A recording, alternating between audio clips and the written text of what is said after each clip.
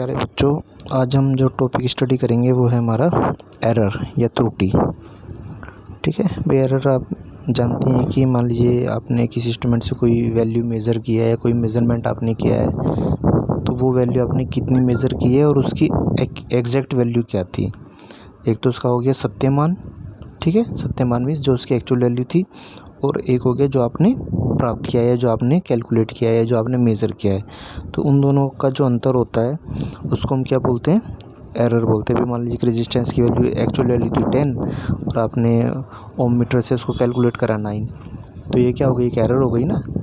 ठीक है, तो वैल्यू थी 9 और आपने इसको मेज़र कर लिया, सॉरी वैल्यू थी 10 और आपने उसको मेज़र करा 9, तो ये जो इन दोनों का जो डिफरेंस है वो क्या कहलाएगा, हमारा एरर कहलाएगा या त्रुटि कहलाएगा। ठीक है, तो त्रुटि में इसके अलग अलग टाइप होते हैं। जो फर्स्ट हमारी जो एरर है वो हमारी ग्रोस एरर। ठीक है, ग्रोस एरर बेसिकली जो मिस्टेक है या जो एरर है या जो त्रुटि है वो बेसिकली हमारी क्या होती है, ह्यूमन मिस्टेक से आती है। ह्यूमन मिस्टेक मीन्स हम जो गलतियाँ करते हैं, भाई मान लीजिए हम कोई प्रैक्टिकल कर रहे हैं या हम कोई रीडिंग ले रहे हैं, तो हमारी जो मानवीय जो गलतियाँ हैं, मान लीजिए हमने देखने में गलती कर दी, भाई वो रीडिंग दिखा रहा था 10 या 10.5 और हमने उसको गलती से क्या करा 10.2 रीड कर लिया। ठीक है, या मतलब जो मानव की गलती से जो आपकी एरर जो जनरेट होती हैं उनको हम क्या बोलते हैं, ग्रोस एरर बोलते हैं। ठीक, भाई इसमें ये भी हो सकता है कि मान लीजिए कोई इंस्ट्रूमेंट है, आप उसको पहली बार यूज़ कर रहे हैं, आपको उसको इस्तेमाल करना नहीं आता, तो भाई आप उसको इस्तेमाल करना नहीं आता लेकिन आप उसे यूज़ कर रहे हैं, तो उसमें भी ज़्यादा चांस क्या होते हैं, आपकी एरर आ सकती है। आप उसको ठीक से प्रॉपर यूज़ नहीं कर पाएंगे, उससे जो रीडिंग होगी उसको आप ठीक से नहीं ले पाएंगे, तो उस वजह से भी क्या हो सकती है, आपकी एरर आ सकती है। ठीक है ना, तो इसको कम करने के लिए बेसिकली इसने 2 कारण बताए हैं। फर्स्ट वाला जो है हमारा कि रीडिंग लेने में अत्यधिक सावधानी बरतनी चाहिए।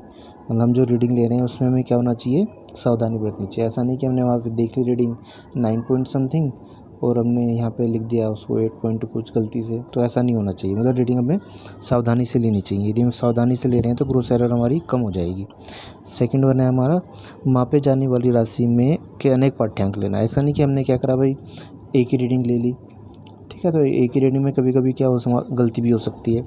आप क्या करें, एक ही रीडिंग को 3-4 बार लें, फिर देखें कि भाई वो जो रीडिंग है वो 3-4 बार यदि हम ले रहे हैं तो उसके क्लोज आ रही है या वो रिपीट हो रही है या नहीं हो रही। यदि वो रिपीट नहीं हो रही तो इसका मतलब हमारे इंस्ट्रूमेंट में गड़बड़ है या फिर हम उसको रीड करने में गलती कर रहे हैं। ठीक है, तो ये हो गई हमारी ग्रोस एरर। इसके बाद है हमारी सेकेंड वन जो है हमारी, उसको हम बोलते हैं सिस्टमेटिक एरर। ठीक है, सिस्टमेटिक एरर में आप देख लीजिए, सिस्टमेटिक एरर बेसिकली हमारे 2 टाइप की होती है।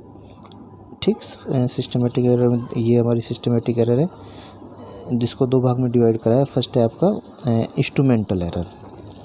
ठीक, इंस्ट्रूमेंटल एरर भाई जैसे आपका कोई भी इंस्ट्रूमेंट है तो इंस्ट्रूमेंट में क्या होते हैं, आपके मैकेनिकल पार्ट लगे होते हैं, तो वो पार्ट क्या होते हैं हमारे जो टाइम के साथ साथ क्या होते हैं उनमें प्रॉब्लम आनी शुरू हो जाती है। भाई मान लीजिए हमने कोई इसमें स्प्रिंग यूज़ करी है, इस स्प्रिंग में क्या हुआ, हमारा जंग लग गया।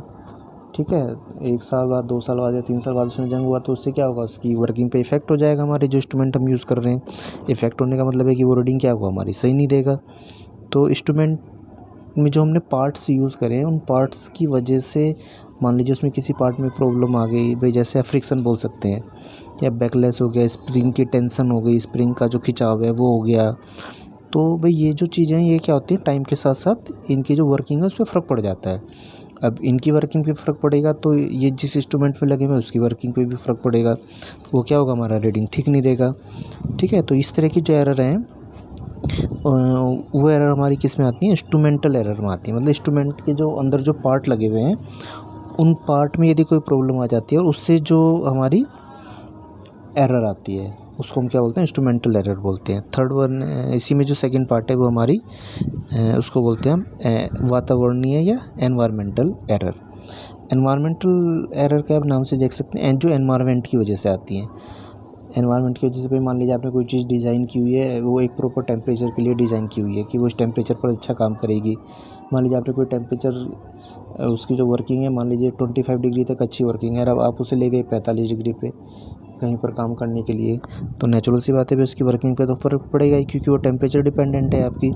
तो वातावरण की वजह से जो आपकी एरर आती है ना, जैसे वातावरण में क्या होता है, आपका आर्द्रता होती है या एक्सटर्नल कंडीशन में टेम्परेचर हो गया, बारिश हो गई, तेज़ हवा, आंधी तूफानी हो गई, तो इसकी वजह से भी क्या हो सकता है, किसी इंस्ट्रूमेंट की वर्किंग पे आपका फ़र्क पड़ सकता है। ठीक, तो इस तरह के जो मतलब वातावरण की वजह से हमारी जो एरर आती हैं उनको हम क्या कहते हैं, एनवायरमेंटल एरर कहते हैं। ठीक है, इनको हम दूर कर सकते हैं भाई। मान लीजिए कोई चीज़ आपकी टेम्परेचर डिपेंडेंट है, उसको आप यहाँ पर 25 डिग्री पे यूज़ कर रहे हैं, आप उसको 45 पर लेके जा रहे हैं यूज़ करने के लिए, तो 45 पर आप लेके जाएंगे तो वहाँ क्या करना पड़ेगा आपको, कुछ ऐसी व्यवस्था करनी पड़ेगी या कुछ ऐसा अरेंजमेंट करना पड़ेगा। जैसे आपने एसी लगा दिया, वो एसी क्या करे, उसको टेम्परेचर को 25 ही मेंटेन रखे, तो इस तरह के एरर को हम उससे मतलब रिड्यूस कर सकते हैं। ठीक है, तो ये थी हमारी इंस्ट्रूमेंटल एरर। इसके बाद थर्ड वन आती है हमारी, थर्ड वन है हमारी ये कौन सी, रैंडम एरर। ये रैंडम एरर का बेसिकली आप नाम से देख सकते हैं, ये क्या हमारी रैंडम एरर है। तो रैंडम एरर में क्या है हमारी, इसका नाम ही रैंडम है, मीन्स इसका कोई सोर्स नहीं है, ये एरर हमारी कहीं से भी आ सकती है। इसको ना तो आप दूर कर सकते हैं और ना इसका पता लगा सकते हैं कि ये एरर आपकी कहाँ से आ रही है। ठीक है, तो ये हो गई हमारी रैंडम। रैंडम मीन्स ये रैंडम है, इसका ना तो कोई सोर्स है, ना आप इसको पता लगा सकते हैं और ना ही आप इसको दूर कर सकते हैं। ये एरर कभी भी कहीं से भी आ सकती है। ठीक है, तो आपने बेसिकली 3 तरह की एरर स्टडी की है। एक आपकी हो गई ग्रॉस एरर, फिर हो गई आपकी सिस्टमेटिक एरर और थर्ड हो गई आपकी रैंडम एरर। ठीक है, तो ये आपको ध्यान रखना है। चलिए, थैंक यू।